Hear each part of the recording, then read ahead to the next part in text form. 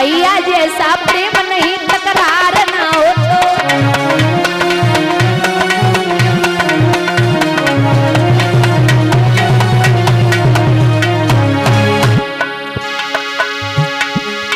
खीर जैसा भोजन नहीं, खीर जैसा भोजन नहीं बीमार ना हो तो। खीर जैसा भोजन नहीं बीमार ना हो तो। शुगर वाला आदमी ज्यादा मीठी खीर नहीं खा सकता, अगर बीमार ना हो तो फिर बहुत अच्छी लगती है। और पत्नी जैसा प्रेम नहीं बदकार ना हो तो।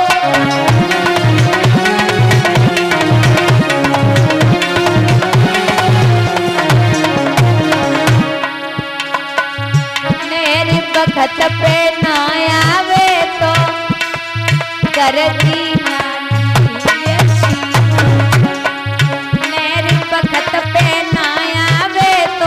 घर की नाली अच्छी। ब्यूटीफुल बदचलन नार से कारी कारी अच्छी।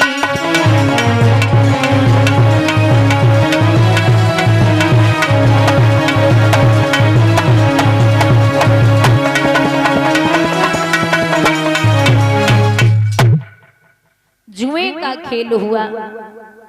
जुए के खेल में महाराज पांडवों को बुलाया गया तो धर्मराज बोले मैं जुआ नहीं खेलूंगा, गलत है। भीम का तामसी स्वभाव के रहे सो बोले हाँ खेलो कौद कमेगा। भाई जुए का खेल हुआ, पांडव हारने लगे और हारते हारते अंत में जब मैया द्रौपदी का नंबर आया तो आवाज लगाई शकुनी ने कि अब कुछ बचा तो है नहीं, एक काम करो द्रौपदी को रख दो। धर्मराज बोले पागल हो क्या? अरे पैसे जवाहरात जो भी है मुद्राएं वो मैं सब रख सकता हूँ, लेकिन औरत कोई जुआ में रखने वाली चीज है, नहीं रख सकता। अरे शकुनी बोले कोई अपनी तो बात है, तो अपने घर की बहू है, कहीं बाहर तो जा नहीं रही और ऐसा ही जुआ खेल रहे, ऐसा थोड़ी होगा कि कोई ले जाएगा द्रौपदी को, तुम रखो। महाराज ऐसी बुद्धि बिगड़ी, कहते हैं ना जाको दुख विधाता देही और बाकी मत पहले ही हरे। मां द्रौपदी को जुए में रखा, पांडवों ने हाथ से मैया को गमा दिया। अब इशारा दिया है दुर्योधन ने जा दुशासन को और जाकर के सम्मान के साथ भाभी को लेके आ। भैया स्नान ध्यान करके मैया बैठी है, दुशासन पहुंचा, प्रणाम करता हूं भाभी, आपको दरबार में बुलाया गया। मैया द्रौपदी बोली का बात है, हमाओ आज का काम पड़ गयो जो हमें दरबार में बुलायो गयो। मैं नहीं जाऊंगी क्योंकि पिता गांधार, मैया गांधारी, द्रोणाचार्य, 5 पांडव, 100 कौरव सब बैठे, तो हमारी जरूरत क्या है। और माताओं से निवेदन है, अगर 5-10 पुरुष आपस में बात कर रहे हो तो औरतों को बीच में बोलने की जरूरत नहीं है। कितनी भी आपके खिलाफ बात जा रही हो, वहां आपके पति बैठे, आपके ससुर बैठे, आपके देवर बैठे, आपके परिवार वाले बैठे हैं, तो उन्हें बोलने का हक है, आपको बीच में नहीं बोलना चाहिए। और भाइयों से निवेदन है कि घर में सास बहू देवरानी जेठानी की लड़ाई हो जाए तो बीच में न बोलो।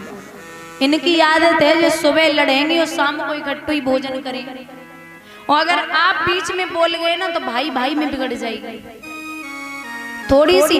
अब जब माताओं को अगर देखा जाए तो इनकी लिमिट पता क्या है? इनकी लिमिट है, अगर इनके पति ने अपने बड़े भैया के बच्चन को 10 रुपये दे दे ना तो पता कैसे कहती, लुटा दे, लुटा दे। हमें तो पता है तुम बर्बाद 22 हो, तुम तो रोज ही लुटा, तो आज हमने देख ले लुटाए दो। तुम अपनी औलाद ही कछुनाई करे पे हो, दूसरे के को लुटाए दे। इनकी यही आदत है। आप समाज में बैठते हैं, आपको सब पता है, और ये घर में रहती है, इन्हें क्या पता। अब तो खैर सब शिक्षित हैं, बढ़िया है, यहाँ की बात कर ही नहीं रहे हम। तो ध्यान दें कि परिवार बड़ी मुश्किल से चलता है, एकजुट होके रहे। भैया मना किया लेकिन दुशासन नहीं माना, केस पकड़े मैया द्रौपदी के, लेकर के सभा में पहुंचा। तो मां द्रौपदी बोली क्या बात है, 5 पांडव हैं, कौरव हैं, सब बैठे यहाँ, मेरी जरूरत क्या है। कोई नहीं बोला। दुर्योधन ने हाथ उठाया है, आइए। अरे आपका सम्मान करता हूं भाभी जी, आपको पता है आपने उस दिन कहा था कि अंधे के अंधे ही पैदा होते हैं, मेरे बात नहीं निकली अभी तक दिल से। द्रौपदी बोली आप भी क्या बातें लेके बैठे, भूल जाओ। बोले ऐसे नहीं भूलने वाला। दुशासन सामने आओ और आकर के इनकी साड़ी उतार के मेरी जंघा पर नग्न अवस्था में बिठा दे। महाराज ऐसा मालूम पड़ा मैया द्रौपदी को जैसे जमीन पैर के नीचे है ही नहीं। बहुत व्याकुल है, अपने पतियों के चेहरे को देख रही है और जवाब दिया कि हे महाराज आपको शर्म नहीं आती, एक पिया की पत्नी पिया को प्राणों से ज्यादा प्यारी होती है, और मैं यहाँ 5 पतियों की पत्नी हूँ, महाराज लज्जा आनी चाहिए। कोई नहीं बोला। दुर्योधन बोला देख क्या रहे हो, अरे आगे बढ़ो, साड़ी उतारो। माँ द्रौपदी ने मैया गांधारी के चरण पकड़े, माँ ये तेरा बेटा है, इसे समझा ले। और बेटा जब अनरीति करे ना तो माँ उसे समझा सकती है, माँ कैसे भी मुझे बचा ले। मैया गांधारी के नेत्रों से अश्रुधारा बह रही। छोड़ दे दुर्योधन।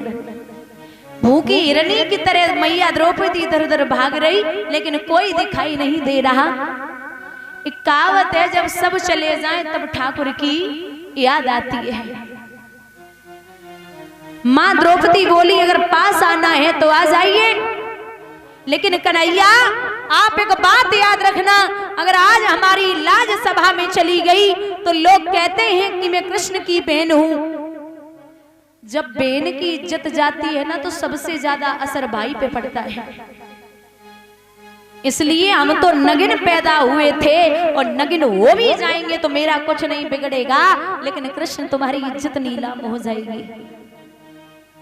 आ जाइए। दुशासन आगे बढ़ता है, साड़ी को खींचना प्रारंभ करता है। मैया द्रौपदी बोली है कृष्ण 2 पैसे की हो जाएगी। और आपको पता है एक दिन आपकी उंगली कटी थी ना, कन्हैया तुम्हारी 1000 पटरानियां कपड़ा और पट्टी लेने के लिए भागी थी, लेकिन कृष्ण हमने नई साड़ी को फाड़ करके आपकी उंगली में बांध दिया था। आना तो पड़ेगा। क्या बोली मैया,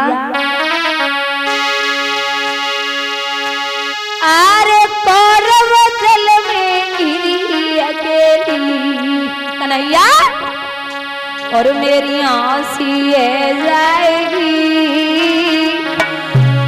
अरे प्रभु दीना नाथ अगर मेरी साड़ी खिंच जाएगी।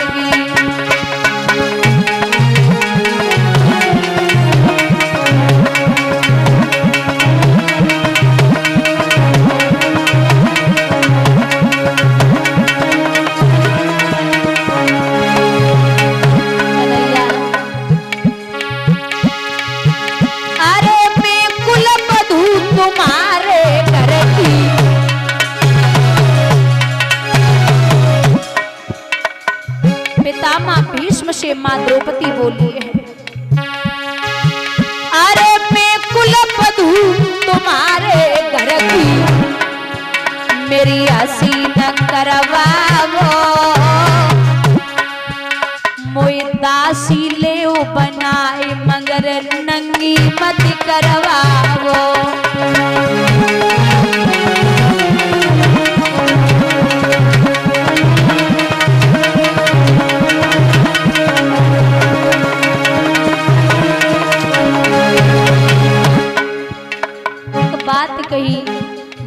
द्रौपदी ने कि यहाँ इतने लोग बैठे हैं, मेरे पांचों पति जुआ में आ रहे, जमे तो सुखाए मेरो, एक दिन दुश्मन करवाए देंगे हस्तिनापुर को फेरो।